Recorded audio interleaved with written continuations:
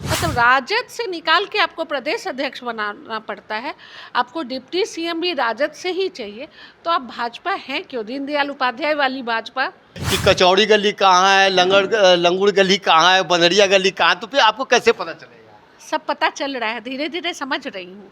लेकिन जो अटल जी की भाजपा थी और आज की भाजपा, उसकी विचारधारा में इतना अंतर है कि इधर के दिनों में सही पूछिए तो हम लोग ऐसे लोग जो सिर्फ समाज के लिए सोचते थे, दम घुटता था। जो पानी तो है, गंगा जी का पानी है। पीने का पानी और नहाने का पानी, सभी नेता अपने लिए काम करते हैं, अपने बच्चों के लिए सोचते हैं। बिहार के बच्चों के लिए कोई नहीं सोचते। आप कभी सुशील मोदी जी, स्वर्गीय हमारे बीच तो नहीं है, सुशील मोदी जी के दीदी देदान में भी काफ़ी सक्रियता दिखाई।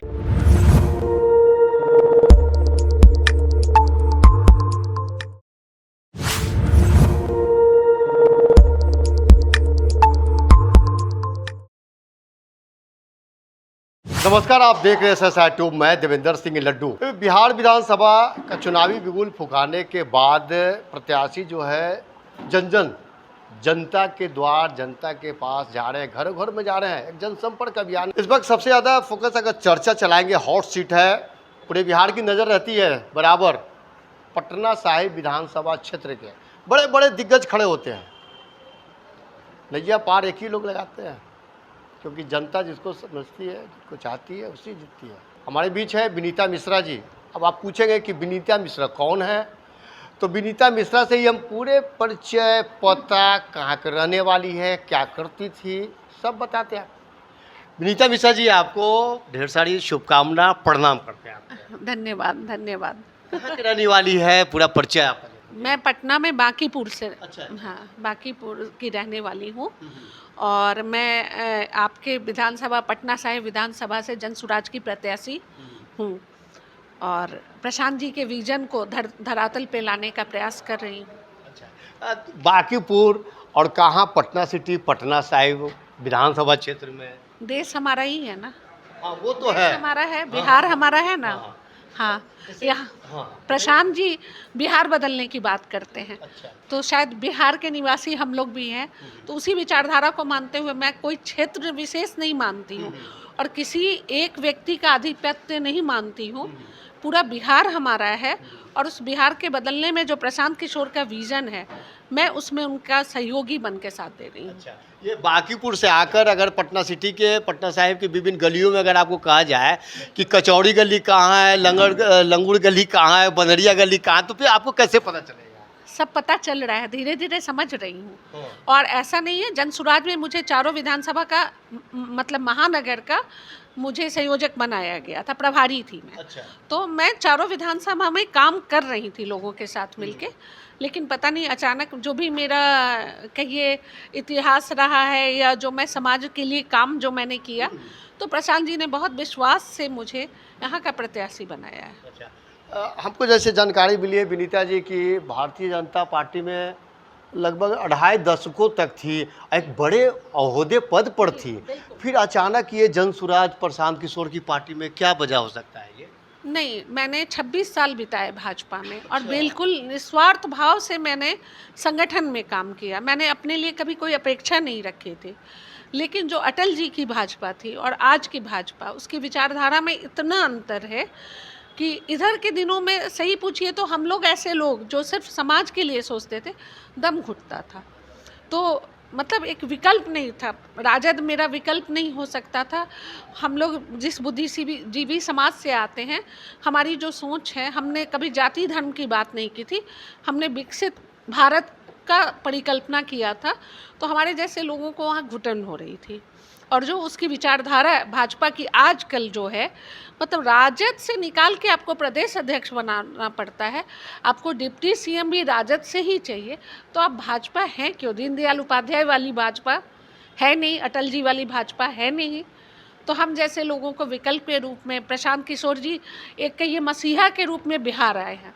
लेकिन जिस तरह वो कोरोना काल में विचलित होकर बिहार बदलने की बात सोचे, उसी तरह कोरोना काल में हमारा भी दिल लगा जब हमने सरकारी व्यवस्था में जब लोगों की मदद के लिए जब प्रयास किया और मेरे सामने कई लोगों की जान चली गई और हम लोग कुछ नहीं कर पाए, तो वो जो झटका था ना कि हम जिस राष्ट्रवाद की बात कर रहे हैं उसकी परिकल्पना भाजपा में कहीं नहीं थी। वो स्वयं हिताय स्वयं सुखाय वाली बात है। सभी नेता अपने लिए काम करते हैं, अपने बच्चों के लिए सोचते हैं, बिहार के बच्चों के लिए कोई नहीं सोचते। आप कभी सुशील मोदी जी, स्वर्गीय हमारे बीच तो नहीं है, सुशील मोदी जी के ददीची देहदान में भी काफ़ी सक्रियता दिखाई थी और हमें कुछ गलत सवाल पूछ दिया कि आप काफ़ी भावुक हो गई हैं, तो ये मन तो अब तो नहीं लगता है कि आघात किसी को पहुंचाना, ये क्यों, आखिर क्यों इस तरह का टूट गई थी कि आप ये जन स्वराज में आ गई थी? नहीं, ददीची देहदान समिति के जरिए सुशील मोदी और गंगा बाबू के साथ मिलके मोहन भागवत जब आए थे, पटना में कार्यक्रम हुआ था, नेत्रदान अंगदान बिहार के लिए बिल्कुल नया चीज़ था। खासकर हिंदू समाज में लोग ये सोच ही नहीं सकते हैं कि बदन मतलब हमारे शरीर को जलाया जाए, नहीं मतलब जलाया नहीं जाए। तो ये परिकल्पना हम लोग लेके आए थे। करीब 2014 से हम लोग इस पे जम के काम कर रहे थे। आज हम लोगों के ददीची देहदान समिति के प्रयास से करीब 1700 नेत्रदान हमने बिहार में किया। और सुशील जी को मैं बहुत मानती थी, उनका जो पढ़ने लिखने का ये था और किसी बात को तथ्यात्मक रूप में बोलते थे, वो हल्की राजनीति नहीं करते थे। तो उनके साथ सानिध्य में काम करने का बहुत मौका मिला और उनके जाने के बाद कहीं ना कहीं लगा कि अब भाजपा में हम जैसे लोगों को की ज़रूरत नहीं। काफ़ी इमोशनल हो गई हैं। चलिए अब कुछ और सवाल हम आपसे, पटना साहिब में विधानसभा क्षेत्र एक भारतीय जनता पार्टी का गढ़ है, कैसे इसका मुकाबला आप कर पाएंगे? ये तो पटना साहिब की जनता को डिसाइड करना है। ठीक है, कोई पार्टी का गढ़ मैं नहीं मानती हूँ किसी चीज़ को। विचारधारा से आदमी अपने विचारधारा से अच्छा हो या बुरा होता है। अगर पटना साहिब की जनता या बिहार की जनता अगर बिहार बदलने को नहीं तैयार है तो फिर जैसे 5 साल चलेगा वो चलेगा। जब हम आए हैं परिवर्तन के लिए, बहुत कुछ खो कर आए हैं, लेकिन ये तो विश्वास जनता को करना है। पटना साहिब से भी कुछ और जो कार्यकर्ता थे जन स्वराज का, उनको भी चाह थी कि टिकट हमें नहीं मिला, बाहर का मिला है। बिल्कुल बिल्कुल, काफ़ी अटपटा लग रहा था उसका। जी जी, जब यहाँ से संभावित प्रत्याशी थे और मैं यहाँ की प्रभारी थी तो मैंने भी मतलब यही प्रयास किया था। मैंने प्रशांत जी के सामने रंजीत प्रभाकर जी और सुबोध मेहता, इन्हीं लोगों का नाम मैं रख रही थी, लेकिन पता नहीं, मैं मुजफ्फरपुर जा रही थी, रास्ते में थी, तो प्रशांत किशोर जी का फ़ोन आया कि आप कहाँ हैं? मैंने बोला रास्ते में हूँ। बोले लौटने के लिए, तो मैं गई और मुझे सिंबल मिला 2:30 बजे रात में। अच्छा। तो पता नहीं प्रशांत जी ने कैसे विश्वास किया, क्या विश्वास किया है, लेकिन अब यहाँ की जनता का विश्वास जीतना है। ये कुछ दिनों में इधर देखा जा रहा है कि प्रशांत किशोर जी जैसे पिछले कुछ दिनों पहले अगर देखा जाए तो काफ़ी एक्टिव थे, सभी तरह से एक्टिव थे, कैसे बोर्ड को लाना है, कैसे मैनेज करना है, किस तरह के कहाँ प्रत्याशियों का। इधर कुछ दिनों से देखा जाता है कि प्रशांत किशोर काफ़ी बैकफुट पर जा रहे हैं, क्या वजह? ऐसा कुछ नहीं है। प्रत्याशी चयन की प्रक्रिया 243 सीट पे प्रत्याशी खड़ा करना, और कोई नई पार्टी आज भाजपा और जदयू मिल के आपको मतलब बना रही है ना, प्रत्याशी दे रही है ना। 243 सीट पे तो अकेले भी नहीं लड़ पाई है भाजपा, जो आप बोलते हैं संगठन के मामले में बहुत ही मजबूत है, तब भी कहाँ 243 सीट पे लड़ने का हिम्मत करती है। तो प्रशांत किशोर ने एक चीज़ तो साबित किया कि इतनी नई पार्टी होने के बावजूद 243 सीट पे उन्होंने प्रत्याशी खड़ा करने का हिम्मत दिखाया। आप उनके बिहार के विज़न को समझिए और उनकी सोच को समझिए, और प्रत्याशी चुनने में वक्त लगा। पता नहीं, मुझ पर भी उनका कुछ विश्वास होगा तभी उन्होंने मुझे यहाँ प्रत्याशी बनाया। और जाति धर्म से ऊपर उठ के यहाँ ना कोई जाति समीकरण देखा गया है ना कुछ। मैंने जो समाज के लिए 26 साल दिया है, शायद कुछ तो देखा होगा उन्होंने। राघोपुर से भी चर्चा आए थे प्रशांत किशोर जी काफ़ी।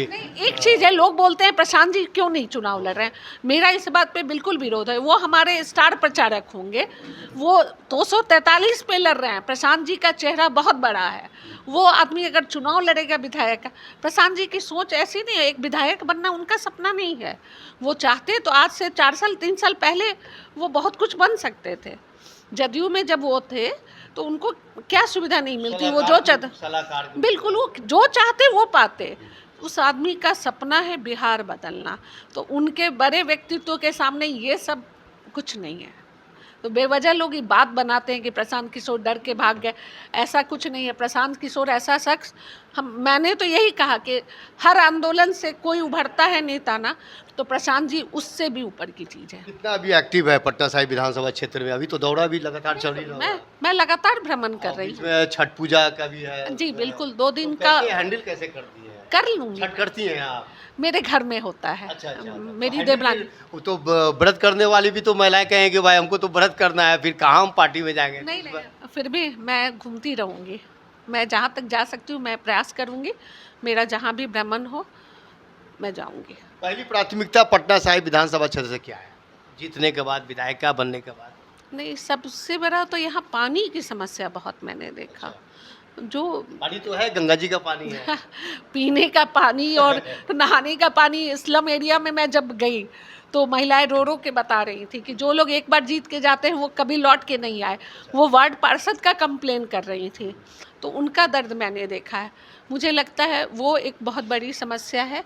और सड़कों की जो समस्या है वो आप देख ही रहे हैं, गलियों की जो समस्या है वो सब है कि कोई भी बिहारी बाहर जाके नौकरी करने की ना सोचे। वो व्यवस्था को हम लोग को लाना है और अपने क्षेत्र में रोजगार की व्यवस्था करनी है। चुनाव चिन्ह क्या है? स्कूल का बस्ता बिल्कुल ज्ञान का रास्ता देगा। अच्छा। हाँ एक संदेश बता दीजिए हमारे चैनल पर कि चुनाव चिन्ह हमारा ये है। मैं विनीता मिश्रा हूँ जी, और अधिक से अधिक लोग मतदाता अपने घरों से निकले, 6 नवंबर को वोटिंग करें। बिल्कुल। पटना साहिब विधानसभा के सभी मतदाताओं से और सभी निवासियों से मैं अपील करूंगी कि स्कूल के बस्ता छाप पर मुहर लगा के 6 तारीख को और नया बिहार बनाने में मेरा साथ दें। मैं विनीता मिश्रा आप समूह से निवेदन करती हूँ। धन्यवाद। बहुत बहुत धन्यवाद विनीता जी। विनीता मिश्रा है, जनसुराज पटना साहिब विधानसभा क्षेत्र से खड़ी है, दिग्गज है। यहाँ पटना साहिब के भाजपा के गढ़ में जनसुराज की पार्टी कहने कई रूप से डैमेज करने का संकेत है। फिलहाल विनीता मिश्रा जी अपना जो जनसंपर्क अभियान है वो लगी हुई है, छठ भी है उस त्यौहार को देखते हुए, और इनका मानना है कि जो समस्या, मूलभूत जो सुविधाएं जो मिलनी चाहिए वो अभी भी नहीं है। जल ही जीवन है, अगर वो जल अगर नहीं है तो सारी समस्या, जितने भी विकास किए सब अधूरा है। ऐसा साइट आप देखते रहिए, लाइक कीजिए। जय हिंद।